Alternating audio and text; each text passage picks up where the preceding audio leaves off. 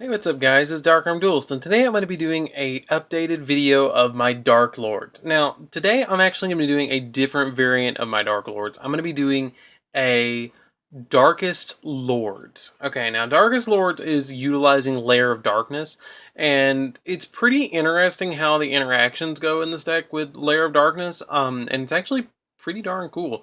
But without further ado, let's get straight onto this and see what I'm playing. So, you gotta have all them Lair Darkness tokens, just saying. I bought a case of this stuff. Like, well, 9 of them. So, anyways, let's get straight on into this. So, you guys are going to be seeing a lot of Lair of Darkness and Darkest Diabolos on my channel in the near future. So, let's get straight on into the deck. But before we get into it, guys, don't forget to like, comment, subscribe, and tell me what you think down in the comments down below, and check out my Patreon down there in the description. So first off, we're going to be playing 3 copies of Darklord, a shell. Now this card's effect is that you can discard it and any other Darklord card to draw 2 cards, and then all of the Darklord monsters share a similar effect that is discard, pay 1,000 life points, shuffle a Darklord spell or trap into the deck, and then activate the effect that it had, as if it was its own effect.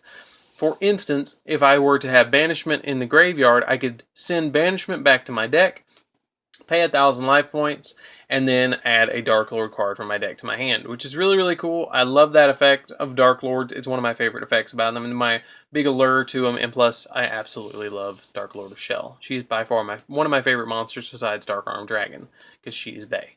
So, then we play 1 copy of Teslapacapoca. I probably butchered that name. He's essentially a hand trap that if your Darklord monster is going to be destroyed, you can discard him instead, which is really nice. He also shares the effect that you can pay 1,000, shuffle 1 in the back of the deck, and then apply the effect. I bumped Nazton down to 2. Nazton is just not quite needed at any more than 2, in my opinion, in this deck. And in this build, it kind of clogs with 3, so I bumped him down to 2. 1 copy of Darklord Morningstar. He does not actually share the effect, and he has some cool interactions with your Lair of Darkness, where you contribute your monsters and then special summon 2 tokens at the end phase since you attributed 2 cards. Really, really cool. When he's summoned, though, you can special summon Darklords from your deck that equal to the number of effect monsters your opponent controls, which is really, really cool. And then he mills cards equal to the number of Darklords on your field, and then you can gain 500 life points for each Darklord card that was milled by this effect, which is really, really nice. And he's 3,000 attack, so really, really easy to get his effects off. Then we play 3 copies of Darklord Superbia. This is the bread and butter of the deck with a shell. You discard this with a shell mostly, and it gets you, when it's brought back and special summoned to your side of the field, you get to target a fairy monster in your graveyard except another copy of itself and special summon that target onto the field, which is really, really nice. Essentially Monster Reborn.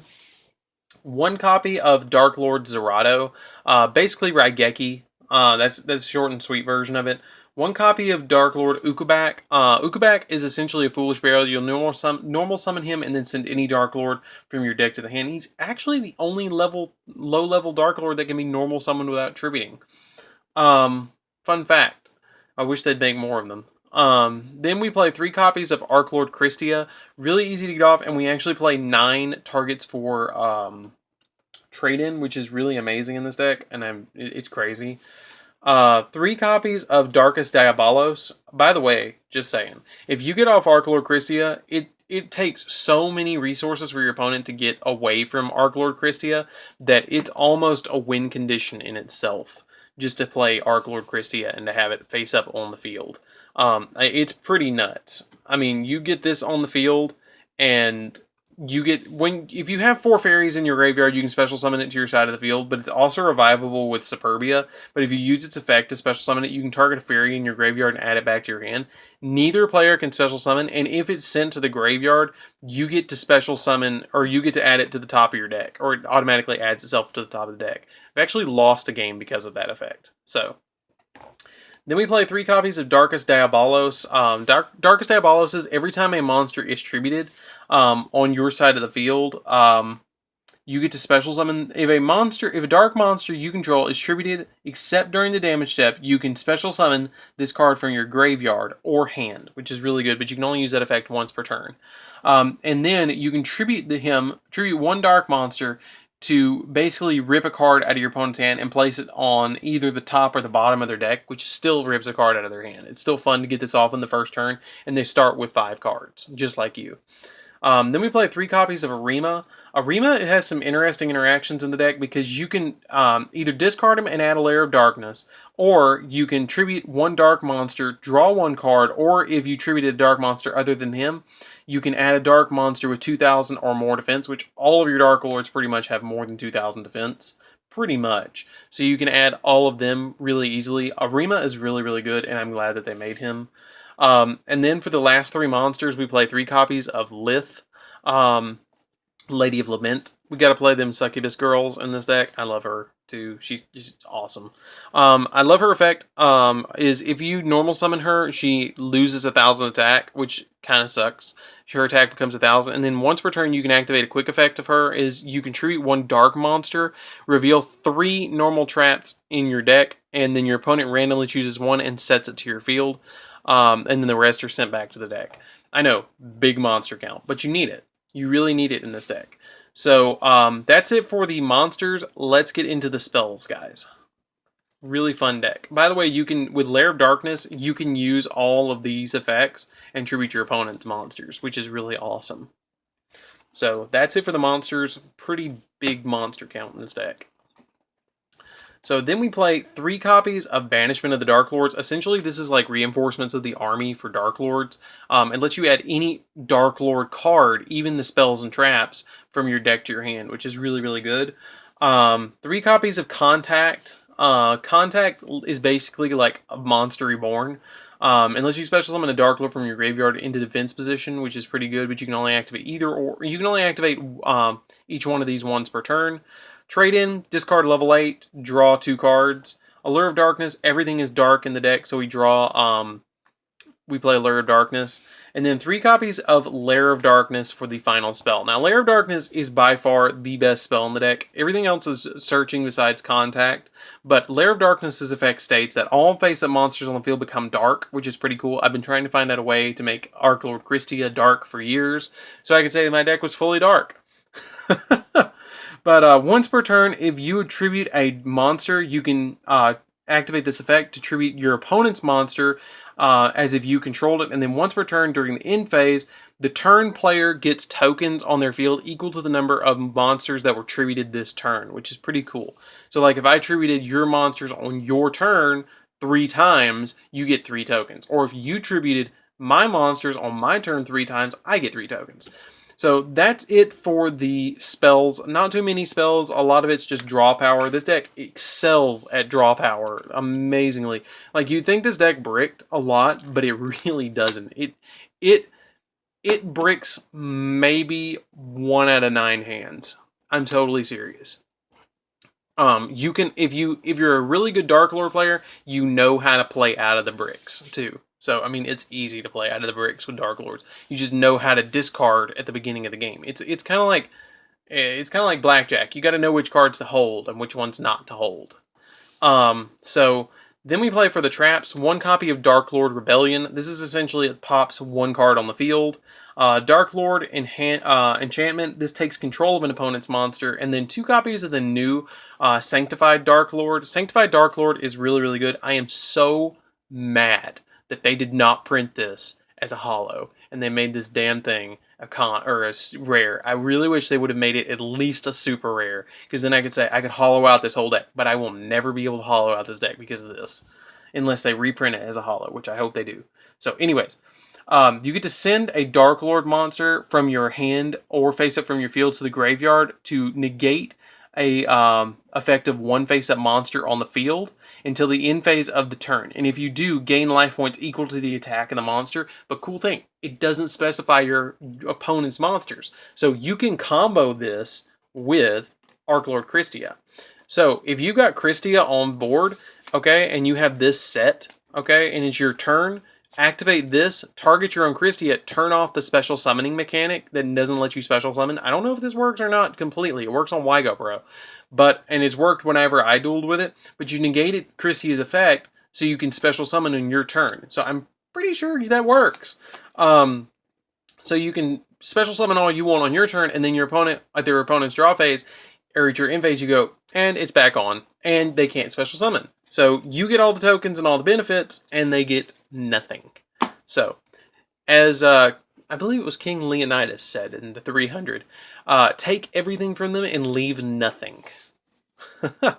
So, anyways, that's it for the Darklord traps. For the virus cards, we play one copy of Eradicator Epidemic, because if you get this card off, it's pretty much game. And Full Force Virus, I play it too.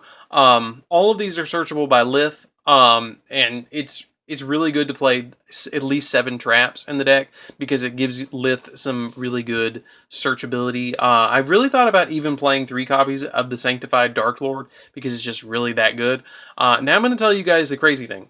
This deck is not 40 cards, if you haven't guessed it by now. This deck is actually 47 cards. I know that's really weird for me, and I felt really awkward building it, but you just can't play it another way, because the deck is so... You need to have enough traps in the deck, and you need to have enough of the Dark Lords in the deck to draw that it doesn't work any other way. It's like 46 or 47 cards, but it doesn't work unless you have that many cards, and you have to cut a couple of cards. Like, you may be able to cut like Morningstar or something like that, but anything else, it just gets weird. So that's it for the main deck. Let's get into the extra deck.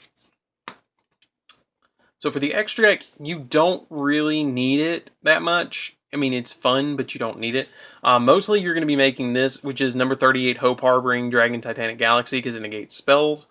Then we play one copy of Galaxy Eyes Cypher Dragon. It steals your opponent's stuff. We play one copy of Galaxy Eyes Full Armor Photon, because you do pop.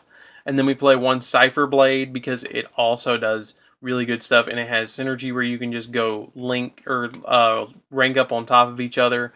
Then we play one number 23 Dark Knight of Lancelot. Again, really, really good card. I don't know why you wouldn't play it. One copy of Divine Knight Dragon Felgrand. Sorry about that glare, guys, but just ghost rares, guys. Really good card. I make him in certain situations. Heliopolis pop stuff by tributing monsters from your hand or field, which also triggers, guess what? Lair of Darkness. So you can tribute monsters from your hand, and then up to the number of times you tributed, you get tokens at the end of the turn. Really cool. Really, really cool interaction with Heliopolis. Then for the rank 10s, we play one copy of number 81 Super Dreadnought Rail Cannon Super Dora. Then we play one Gustav Max, because rank 10s. And then because we're only playing 2 Naz-10s, I actually bumped my rank 7s down to just a Flare Metal. I thought about playing Galaxy Tomahawk, but maybe if you guys want to play it instead of Flare Metal, go for it. Then for the Link monsters, I play a Borreload, because Borreload's my favorite Link monster. Soryuja, because it's easy to get a bunch of monsters on field, and why not more draw power in Dark Lords? Topologic Trisbania, you don't keep a lot of cards on the field besides Lair of Darkness, so it's kind of situational to burn your opponent. You can finish a game with this card. Like, if you burn him for a bunch of cards, it'll win. I mean, you can win with this one card. Deco Talker, because it pops a bunch, or not pops a bunch of stuff, it's a big monster and it's a Link 3.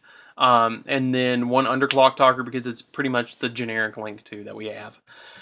So anyways, guys, that's it for the Darklord deck profile. I really enjoyed giving this deck profile to you guys. It's a lot of fun to play. A lot of control with this deck. A lot of, play Full Force Virus and watch your opponent squirm to see how they can get out of it. A lot of times, that's how the deck goes. If you're playing it correctly, you make a big board with this deck, and then you watch your opponent try and squirm out of it with Lair of Darkness on the field. And when your opponent summons something, you just tribute it with Lith, or tribute it with one of your virus cards, and then your opponent's like, wow, you just literally infected one of my cards to get it where I can't even play. So thanks. I didn't want to play Yu-Gi-Oh anyways. So anyways, guys, this is DarkArmedDuelist. I hope you enjoyed this deck profile, and don't forget to play all your Torment tokens in the future, guys, because I play all of the Torment tokens. And I will see you guys in the next video. Don't forget to like, comment, subscribe. Tell me what you think of this deck profile down in the comments down below. And check out my Patreon down in the description. And I'll see you guys in the next video. See you around, guys.